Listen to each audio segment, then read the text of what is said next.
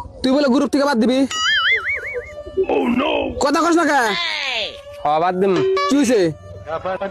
কিছু না, কি হবো? না তুই আমার কত কি হয়েছে? কিছু না। কান দোষ কিছু নি, তুই গ্রুপ কিসে বাদ দিবি? এটা কমাক বাদ দিব। কি হয়েছে তোর? কইতেছি না কিছু না। তো হয়েছে কি তোর? তোর ক আমার কিছু নাই।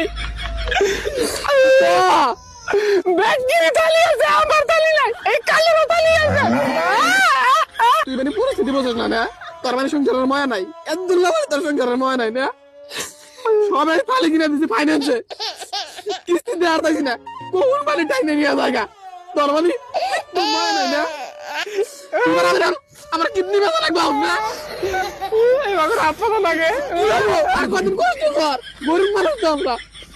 আমি আলাপ পারছি, ব্যাংকে আলাপ পারছি, ওরা কইছে 13 টাকা ফাইন্যান্স দিব। এবার ওই ফাইন্যান্সে টেড়া তুলে তো একটা মালিক কিনে দেব।